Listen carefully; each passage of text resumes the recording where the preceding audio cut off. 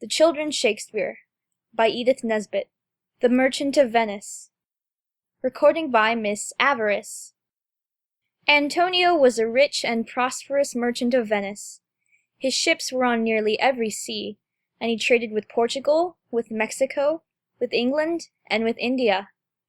Although proud of his riches, he was very generous with them, and delighted to use them in relieving the wants of his friends, among whom his relation, Bassanio, held the first place. Now Bassanio, like many another gay and gallant gentleman, was reckless and extravagant, and finding that he had not only come to the end of his fortune, but was also unable to pay his creditors, he went to Antonio for further help.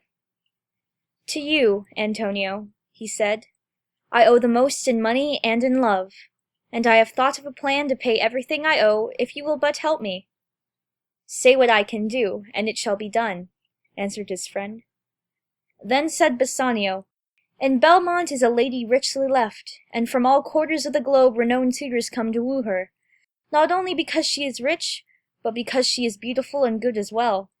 She looked on me with such favor when last we met, that I feel sure that I should win her away from all rivals for her love, had I but the means to go to Belmont, where she lives." "All my fortunes," said Antonio, "are at sea, and so I have no ready money, but luckily my credit is good in Venice, and I will borrow for you what you need." There was living in Venice at this time a rich moneylender named Shylock.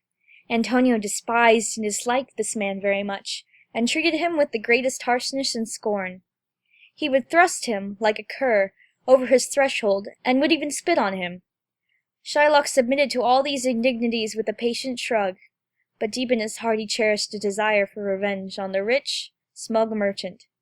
For Antonio both hurt his pride and injured his business. "But for him," thought Shylock, "I should be richer by 500,000 ducats. On the market-place and wherever he can, he denounces the rate of interest I charge, and, worse than that, he lends out money freely." So when Bassanio came to him to ask for a loan of 3,000 ducats to Antonio for 3 months, Shylock hid his hatred and, turning to Antonio, said, "Harshly as you have treated me, I would be friends with you and have your love. So I will lend you the money and charge you no interest. But, just for fun, you shall sign a bond in which it shall be agreed that if you do not repay me in 3 months' time, then I shall have the right to a pound of your flesh, to be cut from what part of your body I choose." "No!" cried Bassanio to his friend. "You shall run no such risk for me." "Why, fear not," said Antonio. "My ships will be home a month before the time. I will sign the bond." Thus Bassanio was furnished with the means to go to Belmont, there to woo the lovely Portia. The very night he started, the moneylender's pretty daughter, Jessica, ran away from her father's house with her lover, and she took with her from her father's hoards some bags of ducats and precious stones. Shylock's grief and anger were terrible to see. His love for her changed to hate. "I wish she were dead at my feet and the jewels in her ear," he cried. His only comfort now was in hearing of the serious losses which had befallen Antonio, some of whose ships were wrecked. "Let him look to his bond," said Shylock. "Let him look to his bond."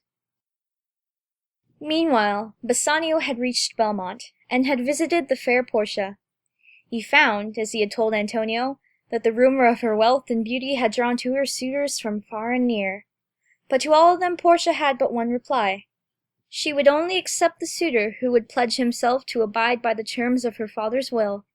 These were conditions that frightened away many an ardent wooer, for he who would win Portia's heart and hand had to guess which of 3 caskets held her portrait.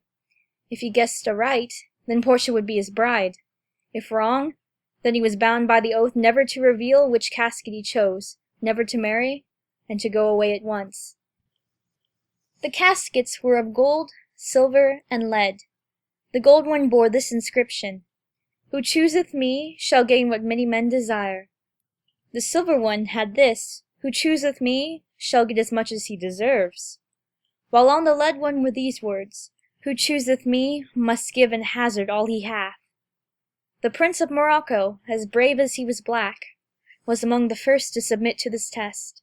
He chose the gold casket, for he said neither base lead nor silver could contain her picture. So Bede chose the gold casket, and found inside the likeness of what many men desire. death. After him came the haughty Prince of Aragon, and saying, "Let me have what I deserve, surely I deserve the lady," he chose the silver one, and found inside a fool's head. "Did I deserve no more than a fool's head?" he cried. Then at last came Bassanio, and Portia would have delayed him from making his choice, from very fear of his choosing wrong. For she loved him dearly, even as he loved her. "But," said Bassanio, "let me choose at once, for, as I am, I live upon the rack." Then Portia bade her servants to bring music and play while her gallant lover made his choice, and Bassanio took the oath and walked up to the caskets, the musicians playing softly the while. "Mere outward show," he said, "is to be despised. The world is still deceived with ornament, and so no gaudy gold or shining silver for me. I choose the lead casket, joy be the consequence!"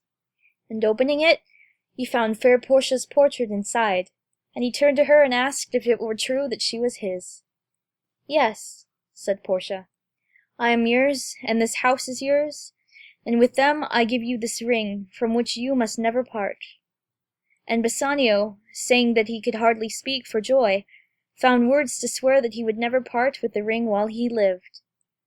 Then suddenly all his happiness was dashed with sorrow, for messengers came from Venice to tell him that Antonio was ruined, and that Shylock demanded from the Duke the fulfillment of the bond, under which he was entitled to a pound of the merchant's flesh. Portia was as grieved as Bassanio to hear of the danger which threatened his friend. "First," she said, "take me to church and make me your wife, and then go to Venice at once to help your friend. You shall take with you money enough to pay his debt 20 times over."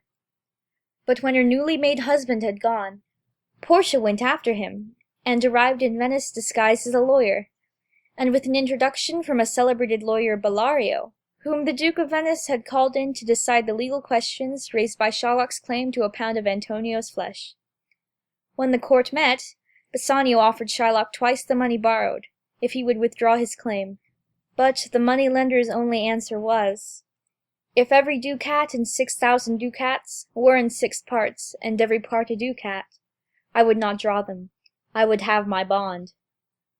It was then that Portia arrived in her disguise, and not even her own husband knew her. The Duke gave her welcome on account of the great Bellario's introduction, and left the settlement of the case to her.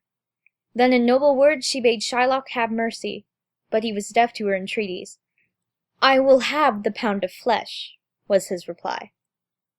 "What have you to say?" asked Portia of the merchant. "But little," he answered. "I am armed and well prepared." "The court awards you a pound of Antonio's flesh," said Portia to the money-lender. "Most righteous judge," cried Shylock, "a sentence. Come, prepare." "Tarry a little. This bond gives you no right to Antonio's blood, only to his flesh. If, then, you spill a drop of his blood, all your property will be forfeited to the state. Such is the law." And Shylock, in his fear, said, "Then I will take Bassanio's offer." "No," said Portia sternly, "you shall have nothing but your bond. Take your pound of flesh, but remember that if you take more or less, even by the weight of a hair, you will lose your property and your life." Shylock now grew very frightened. "Give me my 3,000 ducats that I lent him, and let him go." Bassanio would have paid it to him, but said Portia, "No, he shall have nothing but his bond." "You, a foreigner," she added, "have sought to take the life of a Venetian citizen, and thus by Venetian law, your life and goods are forfeited. Down, therefore, and beg mercy of the Duke." Thus were the tables turned, and no mercy would have been shown to Shylock, had it not been for Antonio. As it was, the money-lender forfeited half his fortune to the state, and he had to settle the other half on his daughter's husband, and with this he had to be content. Bassanio, in his gratitude to the clever lawyer, was induced to part with the ring his wife had given him, and with which he had promised never to part, and when on his return to Belmont he confessed as much to Portia, she seemed very angry, and vowed she would not be friends with him until she had her ring again. But at last she told him that it was she who, in the disguise of a lawyer, had saved his friend's life, and got the ring from him. So Bassanio was forgiven, and made happier than ever, to know how rich a prize he had drawn in the lottery of the caskets. End of The Merchant of Venice, Recording by Miss Avarice.